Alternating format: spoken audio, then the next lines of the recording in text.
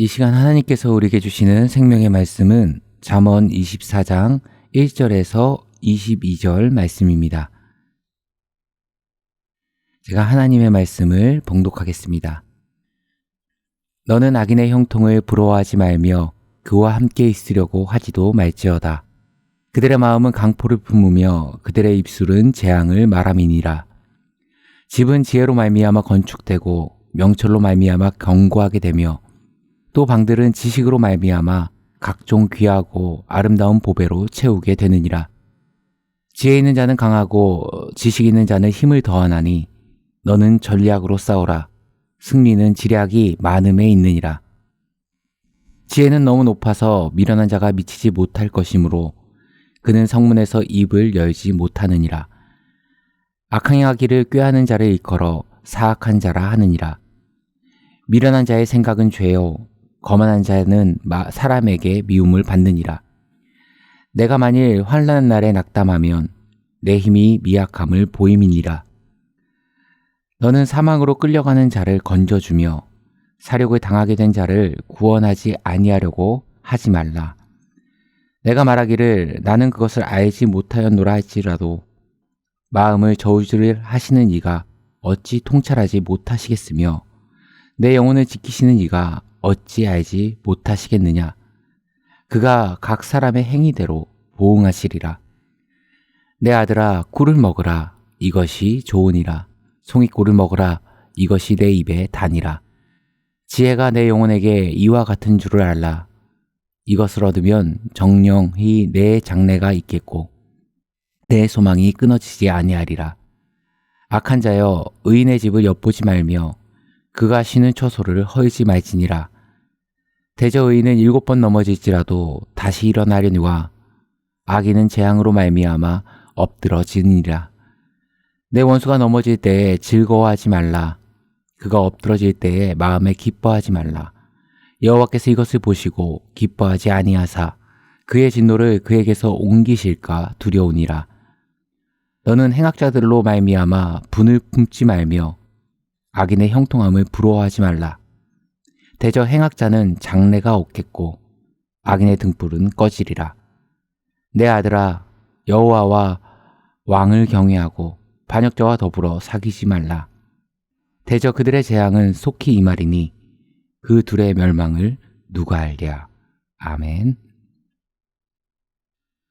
오늘은 오늘을 사는 힘이라는 제목으로 하나님 말씀 증거하도록 하겠습니다. 우리가 믿는 하나님은 어떻게 일하시는가 그것을 잘 보여주는 구절이 에레미야 33장 2절 말씀인데 일을 행하시는 여호와 그것을 만들며 성취하시는 여호와 그의 이름을 여호와라 하는 이가 이와 같이 이르시도다. 언약을 세우시고 그것을 성취하는 방법으로 우리 하나님은 일하십니다. 즉 약속과 성취죠. 그런데 중요한 것은 이 약속은 과거형입니다. 성경을 통해 친히 문자로 주어진 그 언약이었던 내용, 내가 기도 가운데 내 마음에 소망을 주셨던 약속이던 간에 우리가 받는 순간 그것은 과거형이 되는 거죠. 그러면 성취는 뭡니까? 미래에 일어날 미래형이죠. 그리고 이 시간적인 터울 사이에 오늘 현재의 우리 삶이 있는 겁니다. 그러면 과거의 약속과 미래의 성취, 그 시간의 갭을 메우는 힘이 어디에 있겠습니까? 바로 오늘에 사는 힘은 믿음에 있다는 겁니다. 성도의 삶을 한 문장으로 요약하면 뭐죠? 약속의 말씀 붙들고 믿음으로 오늘을 살면 최종적으로 모든 일의 결국은 하나님의 약속만이 온전히 선다. 그거죠. 하지만 세상은 어떻습니까? 모든 초점이 현재입니다. 지금 당장 나에게 무엇이 이익이 되는지, 무엇이 내게 기쁨을 주는지, 지금 당장에 내가 얻을 수 있는 만족이 무엇인지 모든 초점이 과거, 현재, 미래 중에 어디에 있습니까? 현재에 있습니다. 그래서 약속을 가지고 오늘을 믿음으로 살면 그 미래를 소망하는 하나님의 백성들도요, 어느샌가 자신도 모르게 자꾸만 시선이 현실을 바라보게 됩니다. 그런데 문제는 뭡니까? 약속이라는 과거를 바라보고 오늘이라는 현실을 바라보게 되면 굉장히 모순되어져 보입니다. 현실적인 모순을 느끼죠. 대표적인 모순이 뭐겠습니까? 악인의 형통입니다. 악인의 형통, 뒤집어 말하면 의인의 고난입니다. 우리가 성경을 읽을 때 오해하지 말아야 될 것은 악인과 의인의 구분의 기준이 절대 행위나 도덕성을 가지고 성경은 구분짓지 않습니다. 더 중요한 것은 뭐냐? 하나님을 믿는가, 하나님을 의지하는가입니다. 그래서 이 하나님을 모르는 인생, 하나님을 의지하지 않는 인생들이 굉장히 현실에서 형통할 때 우리는 모순에 빠지게 됩니다. 오늘 1절의 내용이 그 내용이죠. 1절을 보시면 너는 악인의 형통을 부러워하지 말며 그와 함께 있으려고 하지도 말지어다. 가장 대표적인 현실의 모순이죠. 그런데 참 아이러니하게도 우리는 처음에는 악인을 향해서 분노를 느끼다가 시간이 지나면 나도 모르는 사이에 부러워하고 있다는 겁니다. 왜 부러워하죠? 세상은 철저하게 현실적인 관점으로 살기 때문에 우리의 믿음이 흔들거리면 저게 맞는 거 아닌가? 난 너무 무모한 거 아닌가? 우리의 마음이 흔들거리는 겁니다. 그래서 처음에는 악인의 형통에 분노하다가도 나중에는 부럽다. 나도 좀 편하게 힘들지 않게 신앙생활하면서 살고 싶다. 나중에는 부러워하는 모습으로 우리 마음속에 변화가 나타나는 겁니다. 2절에 보니까 그들의 마음은 강포를 품고 그들의 입술은 재앙을 말함이니라.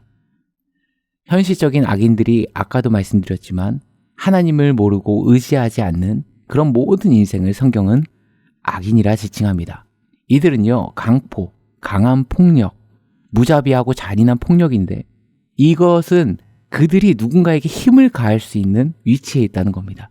또 입술의 재앙, 말도 함부로 하고 요즘식으로 치면 갑질도 하고 누군가에게 상처 줄 수 있는 위치에 있고 우리는 분명 악인이라는 것은 알겠는데 그들이 가진 힘과 다른 사람에게 함부로 할 수 있는 위치라는 높이차가 우리에게는 현실적인 모순으로 다가온다는 겁니다. 하지만 성경은 뭐라고 이야기합니까? 부러워하지 말라 말합니다. 결국에는 지혜 있는 자, 하나님을 경외하는 의인의 인생에 악인은 결코 미치지 못한다는 겁니다. 하나님을 모르는 세상은 현재 중심, 맨날 내 눈앞에 보이는 것만 붙잡고자 합니다. 또 하나 어떤 게 있습니까? 철저하게 자기 중심입니다.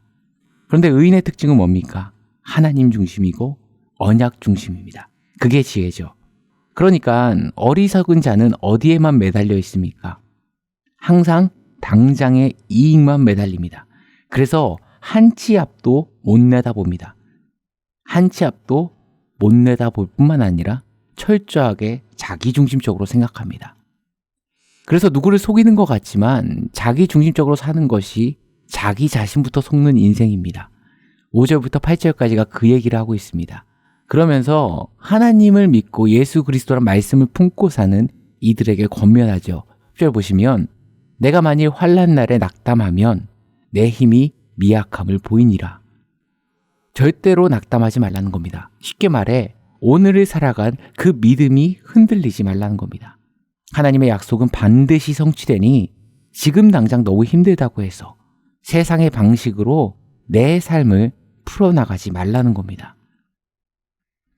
그러니까 17절과 19절을 읽어볼까요? 내 원수가 넘어질 때 즐거워하지 말며 그가 엎드러질 때 마음에 기뻐하지 말라. 여호와께서 이것을 보시고 기뻐하지 아니하사 그의 진노를 그에게서 옮기실까 두려우니라. 너는 행악자들로 말미암아 분을 품지 말며 악인의 형통을 부러워하지 말라. 원수가 넘어질 때 기뻐하고 즐거워할 필요도 없고 그들 때문에 내 삶을 분노로 채울 필요도 없고 또 그들이 지금 당장 가진 힘을 부러워할 필요도 없다는 것입니다. 왜죠? 결과는 이미 정해졌기 때문에. 마치 이런 것과 같습니다. 바둑을 보면요. 고수와 하수의 다른 점은 뭐죠? 하수는 맨날 작은 거 잡고 먹기 위해 쫓아다닙니다. 그래서 족족 잡아먹고 이기는 것처럼 보입니다. 그런데 하다 보면 결국 대마가 죽어서 완패해버리죠. 반면에 고수는 어떻습니까? 작은 집 몇 개는 그냥 줍니다. 에이, 먹으려면 먹어라. 대신 눈 앞에 있는 이익이 아니라 훨씬 앞의 수를 보고 움직이죠. 그거 아십니까? 프로 바둑 기사의 평균 수를 물어봤더니 20수에서 30수 앞을 본답니다. 이창호 구단 같은 경우에 최대 100수까지 봤고요. 이세돌 구단 같은 경우에는 70수 정도의 앞을 내다보고 싸운다고 합니다.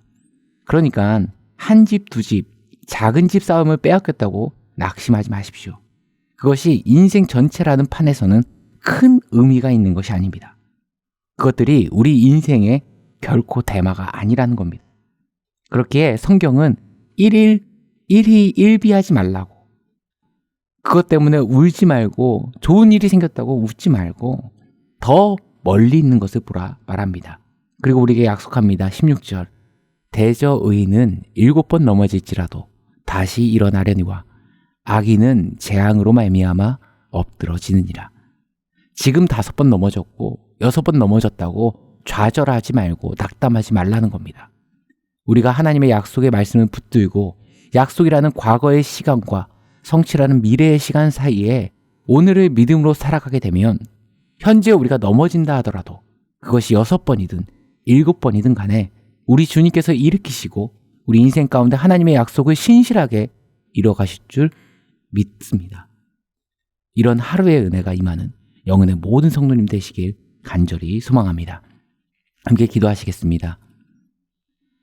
사랑이 많으신 하나님 아버지, 하나님이 나에게 주신 약속, 그 약속이 성취될 때까지 오늘을 흔들림 없는 믿음으로 반응하게 하시고 악인의 형통, 악인의 강함, 그것이 우리를 낙담하거나 낭망치 않게 하시고 설령 6번 넘어져도 다시금 7번 일으키시는 주님이 우리 인생 전체를 승리로 이끄심을 믿고 소망하는 이 하루 되게 하여 주옵소서.